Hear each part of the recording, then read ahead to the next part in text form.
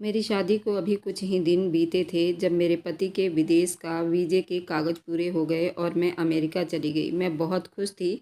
माँ से बिछड़ने का दुख भी बहुत था। माँ ने मुझे गले लगाया तो मेरे आंसू नहीं रुक रहे थे। माँ अपने होठों पर बस एक दुआ लिए बैठी थी कि तुझे तेरी सारी खुशियाँ तेरी झोली में हो, जो मैंने सपने में कभी नहीं देखी हो। अमेरिका पहुंचकर एक नई ज़िंदगी की शुरुआत हुई। पति बहुत ख्याल रखने वाला था। घर बहुत खूबसूरत था। अल्लाह की रहमत थी, किसी चीज़ की कोई कमी नहीं थी। मैं जल्दी ही अपने नए घर के माहौल में ढल गई।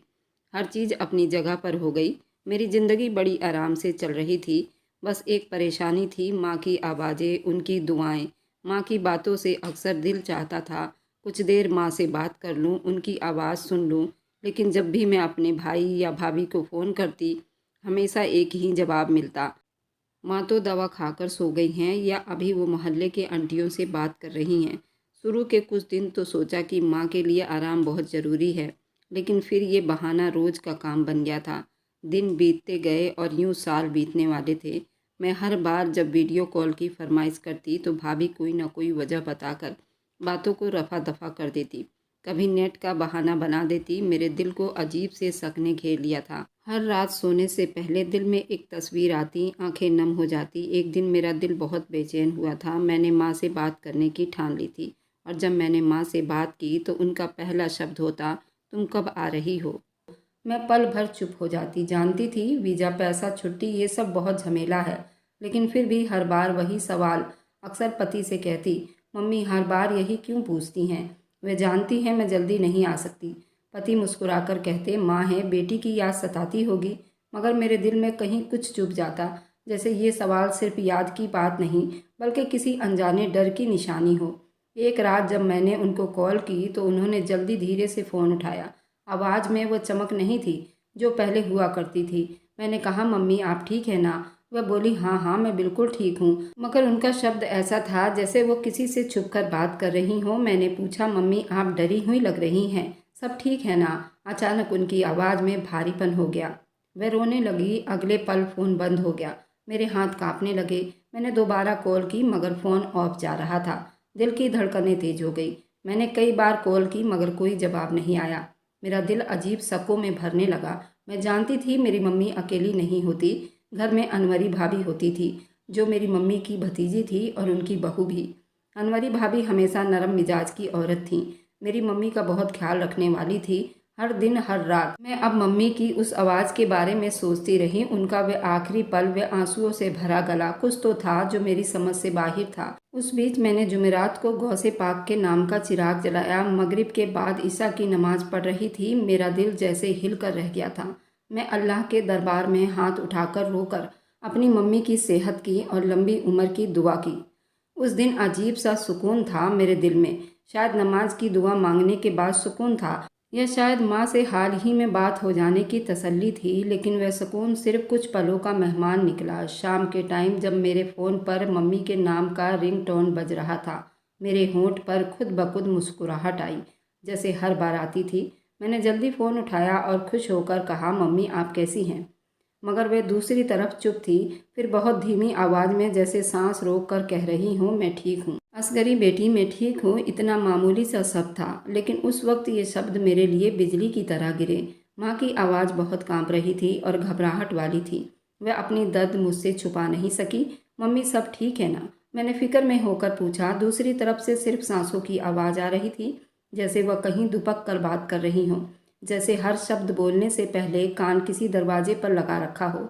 मम्मी आप डर क्यों रही हैं, क्या कुछ हुआ है। पर उनकी आवाज़ टूट गई। असगरी बेटी, बस इतना बोलकर फिर अचानक बंद हो गया। मेरे हाथ से फ़ोन गिरने को था। मैंने जल्दी दोबारा कॉल की, लेकिन फ़ोन बंद जा रहा था। पहली बार नहीं था कि मम्मी ने थोड़ा बोलकर फ़ोन बंद किया हो, लेकिन आज कुछ अलग था। मेरे अंदर एक अनजाना सा डर जन्म लेने लगा था। पिछले कुछ हफ्तों से उनका व्यवहार बदल गया था। कभी बात करते हुए रुक जाना, कभी अचानक बात बदल देना, कभी कॉल भी बीच में ही बंद कर देना। लेकिन आज कॉल में कुछ और था, कुछ ऐसा जो शब्दों में नहीं पिरो सकती। मैंने एक बार फिर कॉल मिलाया, फिर दूसरी, फिर तीसरी बार। हर बार वही चुप्पी, बंद फ़ोन। दिल जैसे किसी नामालूम सोच में डूबता जा रहा था। मेरे पति ने परेशान होकर पूछा, क्या हुआ। मैंने थोड़ा सा जवाब दिया, मम्मी से बात हो रही थी, फ़ोन बंद हो गया। लेकिन मेरी आंखें मेरा झूठ छुपाना, रात भर मुझे नींद नहीं आई। मैं बेड पर लेटी, लेकिन दिल कहीं और भटक रहा था। मैंने भाई को कॉल करने का फैसला किया। भाई, मम्मी से बात हुई आपकी? वह बोला, हाँ 2 दिन पहले हुई थी। सब ठीक है, मैंने कहा। मम्मी आज बहुत अजीब लग रही थी, जैसे किसी से छुपकर बात कर रही हो। फिर रोने लगी और फ़ोन बंद कर दिया। वह कहने लगा, असगरी तुम हर बात पर घबरा जाती हो। अनवरी भाभी है ना, वह माँ का पूरा ख्याल रखती है। शायद नींद से उठकर बात कर रही होगी, इसलिए उनकी आवाज़ कमज़ोर हो गई होगी। मैंने चुपचाप फ़ोन बंद कर दिया, लेकिन मेरा दिल तसल्ली में नहीं हो पाया।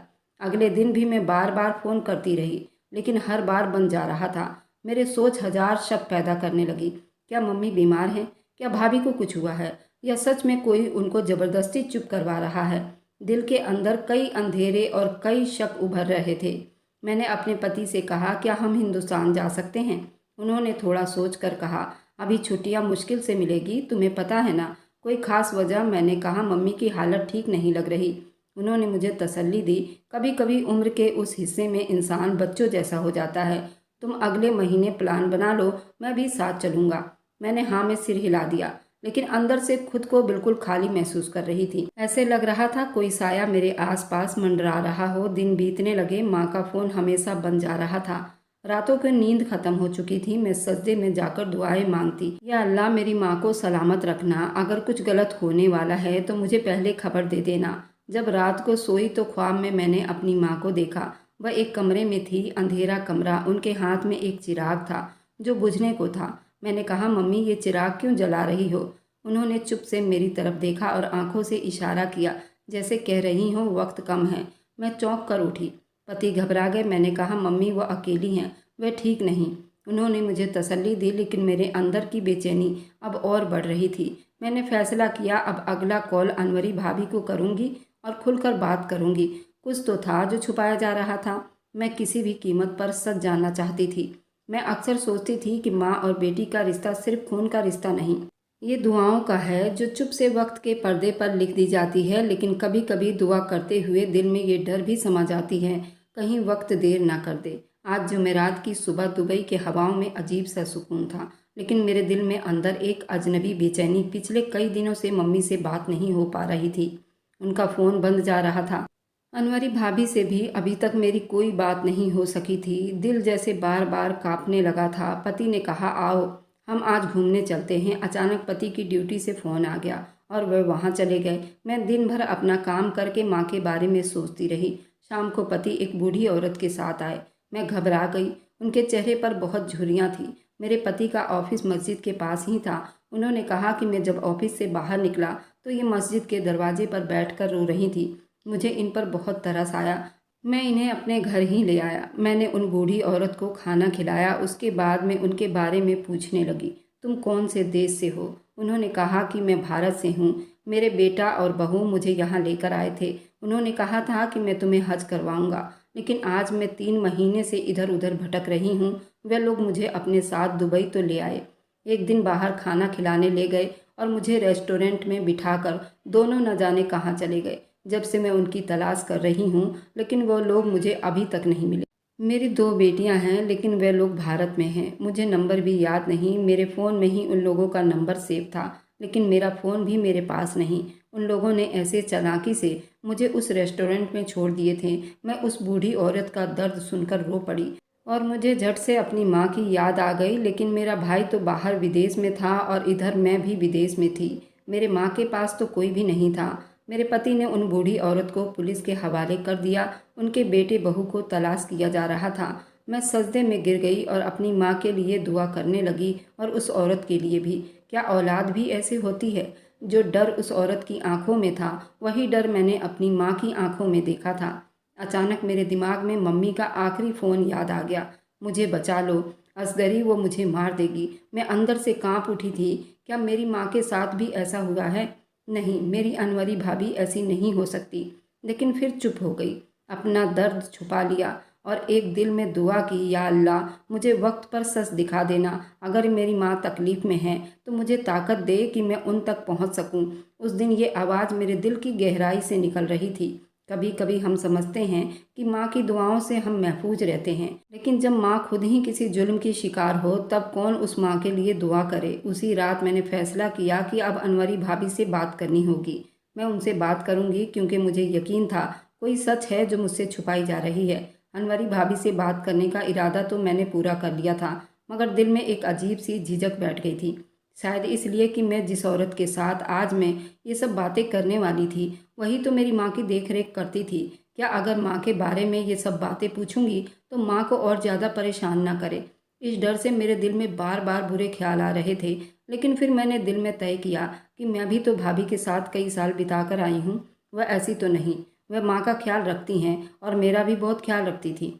क्या उससे ये बातें करनी ठीक रहेगी या नहीं। लेकिन अब सब कुछ बदला हुआ महसूस हो रहा था। कई दिन की बेचैनी के बाद मैंने वीडियो कॉल की। दिल जोर जोर से धड़क रहा था। फ़ोन की घंटी बजी। आखिरकार कॉल रिसीव हो गया।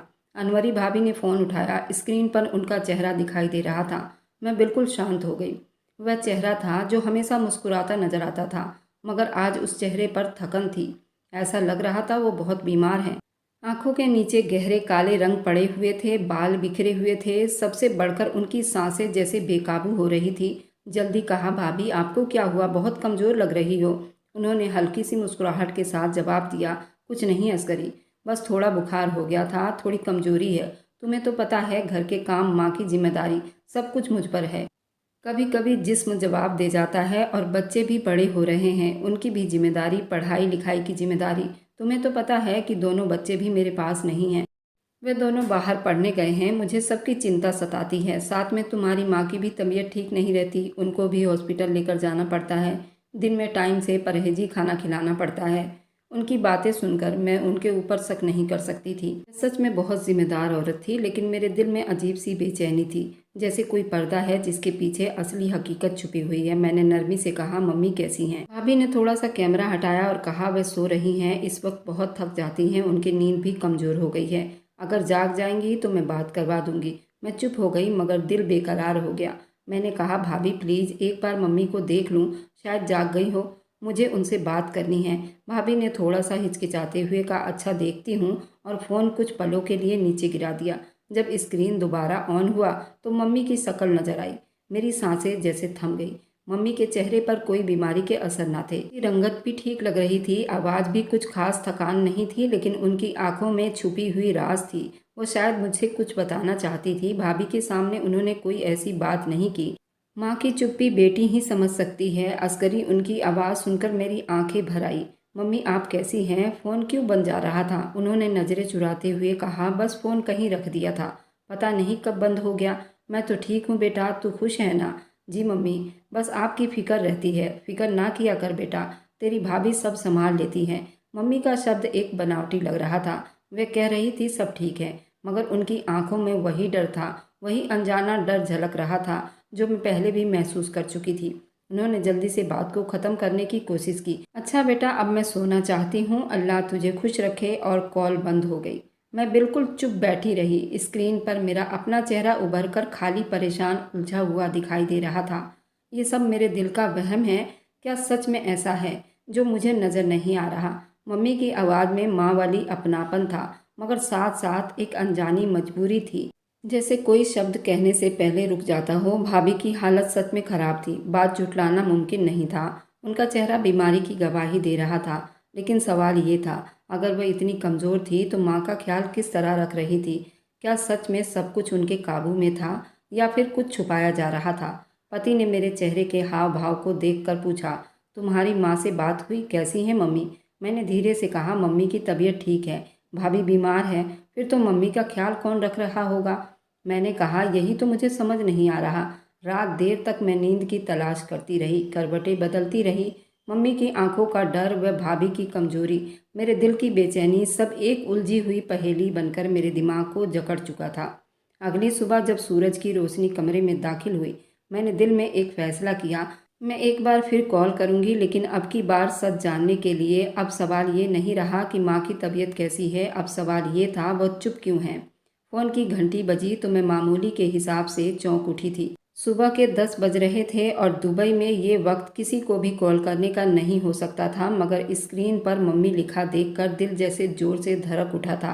पिछले दिनों की बेचैनी, अधूरी बातें, उनकी आंखों में छुपा दर्द, सब एक साथ मेरी आंखों के सामने घूम गया। मैंने कांपते हाथों से कॉल उठाया। असगरी बेटी, माँ की कांपती हुई आवाज़ मेरे धड़कनों को उखाड़ कर रख दिया। मम्मी, क्या हुआ? सब ठीक है ना? मैंने एक ही सांस में कई सवाल पूछ लिए थे। वह हिचकियों में कहने लगी, मुझे बचा लो अनवरी, मुझे मार देगी, मुझे ख़त्म करना चाहती है बेटा, मुझे यहाँ से ले जाओ। मेरे हाथों से मोबाइल फ़ोन गिरने ही वाला था।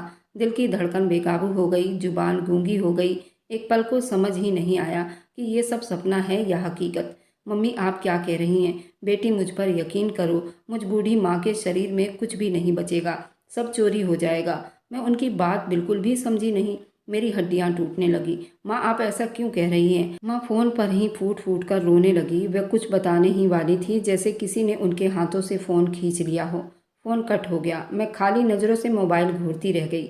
अंदर जैसे कुछ टूट गया हो। आंखों से आंसू बहने लगे, लेकिन ये आंसू नहीं थे, ये दर्द, परेशानी थी। अब सवाल ये नहीं था मम्मी बीमार है, ये भाभी की इतनी बुरी हालत है जो मैंने अपनी नज़रों से देखा था। अब मैं इन दोनों में से किस पर विश्वास करती? और वे दोनों ऐसी औरत थी कि उनको झुठलाया नहीं जा सकता था।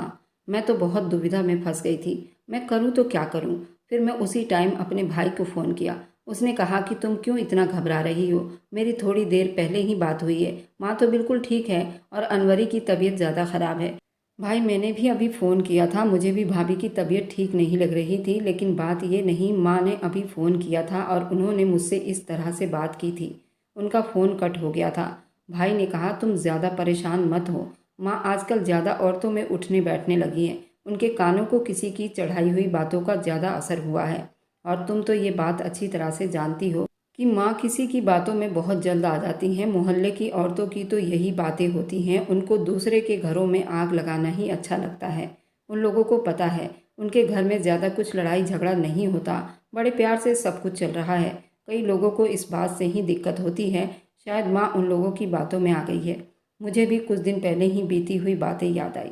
माँ अपना सामान कहीं भी रखकर भूल जाती और कोई भी कहता तुरंत उसकी बातों में आ जाती। माँ के काम में जरा सा भी लेट हो जाता या दवाई में थोड़ी सी भी देरी हो जाती तो माँ मुझसे कहती कि तेरी भाभी को बाहर की हवा लग गई है, घर के कामों में उसका दिल नहीं लगता, पूरे दिन फ़ोन पर बातें करती रहती है। लेकिन अनवरी भाभी अपने तरफ से हमेशा माँ को खुश करने में लगी रहती। कभी उन्होंने कोई बात पलटकर जवाब नहीं दिया था और मुझे भी वह अपनी छोटी बहन समझती थी। जब मेरी विदाई हुई थी वह कितना रो रही थी। मैं ये बातें सोचते सोचते कई दिन बिता लिए और माँ का फ़ोन भी नहीं आया। मुझे माँ की बहुत चिंता हो रही थी। मैं फिर से भाभी को कॉल मिलाने का फ़ैसला किया था और फिर रात को सोई तो बेचैनी से सारी रात जागती रही। फिर सुबह उठते ही मैंने भाभी को कॉल मिलाया। धीरे से कहा, भाभी, मम्मी की कॉल आई थी, कुछ दिन पहले बहुत परेशान लग रही थी, कह रही थी कि आप उनको नुकसान पहुंचाना चाहती हैं। उनकी आंखें कुछ पलों के लिए फैल गई, जैसे किसी ने उन्हें थप्पड़ मार दिया हो। भाभी तो बीमार थी, उनकी सांस उखड़ने लगी, वो अपनी कसम खाने लगी, कहने लगी, अनवरी, ऐसी कोई बात नहीं, मैंने माँ के साथ कभी बुरा सलूक नहीं किया। मैं चुप से देखती रही। वह अपने शब्दों को नरमी से लेकिन बड़ी सच्चाई से बयां कर रही थी। अस्करी, तुम्हें तो मालूम है ना आज पड़ोस की बूढ़ी औरतों का क्या हाल है, और तुम माँ के बारे में भी अच्छी तरह से जानती हो। तुरंत वह किसी की बातों में आ जाती हैं, लेकिन फिर थोड़ी देर में ही उनको वजह बताओ तो नॉर्मल हो जाती हैं। वह रुकी, फिर धीरे से बोली, ऊपर से उनको अब कम सुनाई देने लगा है, बोलो कुछ तो समझती कुछ है। डॉक्टर ने उनके कान के लिए मशीन लाने को कहा है ताकि वह सबकी आवाज़ सही तरीके से सुन पाए। मैं भाभी की बातें सुनकर हैरान हो गई थी। जो वो बात कह रही थी माँ तो अच्छी तरह सुन सकती थी, लेकिन जब भाभी बता रही थी तो शायद ऐसा ही होगा। मुझे तसल्ली तो नहीं हुआ, लेकिन मैं उनको झुठला नहीं सकती थी। फिर भाभी कहने लगी, अस्करी, मैं खुद बीमार हूँ, मेरे लिए रोज़ माँ को नहलाना धुलाना, दवाई देना, खाना बनाना, सब कुछ करना आसान नहीं, लेकिन मैं ये सब करती हूँ दिल से, क्योंकि वो मेरी माँ भी हैं और मैंने देखा उनकी आंखों में नरमी थी। तुम्हें पता है, रात को कभी कभी चुपके से मैं माँ के कमरे में जाकर देखती हूँ कि आराम से सो रही हैं या नहीं, उनका पाँव ढका हुआ है या नहीं। मैंने उनकी बात को गौर से सुना। एक पल को दिल सच मानने को तैयार हो गया। आखिर वही भाभी थी जिन्होंने मेरी शादी के दिन मेरे आंसू अपने दुपट्टे से साफ किए थे, जो माँ के लिए हर वक्त खड़ी रहती थी, मुझे तसल्ली देती थी। लेकिन भाभी मम्मी इतनी डरी हुई क्यों थी? उनकी आवाज़ में डर था और वह बात छुप छुप कर रही थी। भाभी ने धीरे से जवाब दिया, अस्करी, जब इंसान बुढ़ापे की दहलीज पर होता है तो उसका दिल कमज़ोर हो जाता है, और माँ तो वैसे भी अब कुछ ज़्यादा जज्बाती हो गई हैं। मैंने एक पल सांस ली, शायद वह सच कह रही थी। शायद मेरा दिमाग में ही वहम पड़ गया था। असगरी, तुम हिंदुस्तान आ जाओ, सब कुछ अपनी आंखों से देख लो, तुम्हारे दिल को सुकून आ जाएगा। लेकिन मैं इतना बड़ा इल्ज़ाम सुनकर बहुत टूट गई थी। उनकी आवाज़ आंसुओं से उभर आई थी। मैंने धीरे से कहा, भाभी मुझे माफ़ कर दो, अगर मेरी बातों से आपको दुख हुआ हो। मैं बस बहुत परेशान थी। मम्मी की आवाज़, उनका डर, ये सब बर्दाश्त करना बड़ा मुश्किल था। वह हल्की सी मुस्कुराहट के साथ बोली, असगरी तुम फिक्र मत करो। कॉल बंद हुई तो मेरे दिल का बोझ कुछ कम हुआ। एक पल को लगा शायद बिना वजह खुद को परेशानी में डाल रखा था। शायद माँ को कोई गलत फहमी हुई है, और शायद ये सब मोहल्ले की बातों का असर था। मैंने माँ के लिए एक बार फिर दुआ की, अल्लाह मेरी माँ को दिल का सुकून दे और मुझे सच देखने की हिदायत दे। लेकिन ये सुकून ज़्यादा देर ठहरने वाला नहीं था, क्योंकि कुछ सच चुप से चीख रहा था, और मैं सिर्फ एक बेटी थी जो उन चीखों को सुनने के लिए तैयार थी। वक्त का दबाव तेजी से चल रहा था, लेकिन कुछ पल ऐसे होते हैं जो हमारे दिल में हमेशा के लिए ठहर जाते हैं। अनवरी भाभी से होने वाली बात के बाद मैंने खुद को काफ़ी हद तक तसल्ली में कर लिया था। माँ की बातें बुढ़ापे की वजह से हो सकती थी, मोहल्ले वाले औरतों की चढ़ाने की वजह से हो सकती थी। कुछ दिन ऐसे ही बीतने लगे। मैंने अपने आप को घर की जिम्मेदारियों में बिजी रख लिया था। पति ने भी देखा कि मेरा मिजाज अब ठीक है। उन्होंने मुझे और ज़्यादा खुश करने की कोशिश की, लेकिन हकीकत हमेशा एक कोने में छुपी रहती है, और जब वो दिखाई नहीं देती तो इंसान का सुकून, उसकी समझ, सब कुछ दिख जाता है। मैं किचन में सब्जी काट रही थी और होम थिएटर पर नाज शरीफ चल रही थी। फ़ोन बज रहा था। मेरी नज़र जैसे स्क्रीन पर पड़ी, हाथ से छुरी गिर गई। मम्मी। मेरा दिल धड़कने लगा। मैंने जल्दी कॉल रिसीव की। मम्मी दूसरी तरफ से सांसों की आवाज़ आ रही थी, गहरी, तेज और डरी हुई। एक कांपती आवाज़ सुनाई दी, असगरी मुझे ले जाओ, अनवरी मुझे पुर्जे पुर्जे करके बेच देना चाहती है। शायद मम्मी ऑपरेशन थिएटर में थी। उसने डॉक्टर से कहा था मेरी बात आखिरी बार मेरी बेटी से करवा दो। उसने बेहोश होने से पहले आखिरी बार डॉक्टर से कहा था, तुम मेरी बेटी को कॉल मिलाकर दे दो और बाहर किसी से ना बताना। मैं बस इतना ही बात कर पाई थी। वह शायद बेहोश हो गई थी। मैंने मुंह से चीख निकलने की आवाज़ थी। उसके बाद मैंने ये बात अपने पति से बताया। उन्होंने कहा कि तुम तसल्ली रखो, मैं तुम्हारे लिए टिकट करवा देता हूँ, तुम वहीं जाकर सब कुछ अपनी आंखों से देख लो। पति मोबाइल पर टिकट बना रहे थे। शाम हो गई। मैं अपने और अपने बच्चों की पैकिंग करने लगी। मेरा दिल बहुत घबरा रहा था। अभी मेरे जाने में 2 घंटे बाकी थे। तभी भाई का कॉल आ गया। उसने रोती हुई आवाज़ में कहा कि माँ का इंतकाल हो गया। उनका शुगर बहुत हाई हो गया था, जिसकी वजह से उनको अस्पताल में एडमिट करना पड़ा था, और अभी आधा घंटा पहले ही उनका इंतकाल हो गया है। मेरे हाथ में जो सामान था वह नीचे गिर गया। मैं बैठकर रोने लगी। मैंने कहा, आखिरी बार माँ ने मुझे इसलिए कॉल मिलाया था। अल्लाह, ये क्या हो गया? आखिर ये सब क्या हो गया? और तुम्हारी भाभी की तबीयत भी बहुत ख़राब है। उसको कई दिनों से टाइफाइड हुआ है, वह भी हॉस्पिटल में है। लेकिन माँ का इंतकाल हो गया। सब लोग घर पर आ रहे हैं। मैं भी पहुंच रहा हूं, तुम भी जल्दी से जल्दी पहुंचो। मेरी तो जैसे सांसें उखड़ने लगी, लेकिन मैंने अपने आप को संभाल लिया था। मैंने सूटकेस बंद किया, बच्चों की स्कूल की छुट्टी करवाई, दुबई से दिल्ली की फ्लाइट में बैठ गई। पति साथ में ही बैठे थे, मगर मैं किसी और दुनिया में थी। माँ की आखिरी कॉल, उनका रोता शब्द, उनकी मौत का मुझे यकीन नहीं आ रहा था। इतनी जल्दी ऐसे कैसे हो सकता था? वीडियो कॉल में तो वह इतनी बीमार नहीं थी। अचानक से ये सब कैसे हो गया था? कुछ ऐसा जो छुपाया जा रहा था अभी सामने आना बाकी था। जब घर पहुंची तो दरवाजे पर शोक मनाया जा रहा था, जैसे हर दीवार कुछ बोलना चाहती हो, मगर सब छीन लिए गए हों। भाभी भी अमेरिका से आ चुके थे। उनके चेहरे पर थकान और गम साफ दिखाई दे रहे थे। अनवरी भाभी एक तरफ बैठी रो रही थी। उनकी आंखें लाल, चेहरा सूजा हुआ था। हाथों में माँ की चादर थी। मैं अंदर दाखिल हुई तो माँ की मैयत सफ़ेद कफन में लिपटी हुई कुछ कहना चाहती थी। मेरे कदम लड़खड़ा गए। ये वही माँ थी जो 2 दिन पहले अपनी ज़िंदगी की भीख मांग रही थी, जो चाहती थी कि मैं उन्हें ले जाऊं, जो डरी सहमी हुई थी, और आज बिल्कुल चुप, जैसे ज़िंदगी भर की परेशानी उनके सांसों के साथ दफन हो चुकी हो। मैं उनके पास गई, घुटनों के बल बैठकर उनके चेहरे को छुआ, लेकिन अजीब सा खालीपन, जैसे कोई अपनी चुप्पी में चीख रहा हो। अनवरी भाभी पास आ गई। उनकी हिचकियाँ बंद चुकी थी। वह माँ के हाथ चूम रही थी, चेहरा छू रही थी, बार बार कह रही थी, मम्मी उठ जाओ, मुझे माफ़ कर दो। उनके शब्द सुनकर दिल में एक बार फिर जलन उठी। माफ़ी किस बात की और क्यों? मैंने चुप से भाई की तरफ देखा। उनके चेहरे पर उलझन के असर दिखाई दे रहे थे। वे अनवरी भाभी को गौर से देख रहे थे। गुस्ल की तैयारी पूरी हो चुकी थी। घर में कुरान की तिलावत की मध्यम आवाज़ गूंज रही थी। चेहरे और सफ़ेद कफन में लिपटा हुआ माँ की चुप्पी आंगन में मौजूद थी। सब कुछ एक मातम की सूरत में मनाया जा रहा था। भाई ने निगाह मुझ पर डाली और सर झुकाकर कहा, दफनाने का टाइम हो रहा है, कब्र तैयार है, अब दफनाने में देरी नहीं लगानी चाहिए। मैंने एक चीखती हुई आवाज़ निकाली, नहीं, कुछ देर माँ को देखने दो।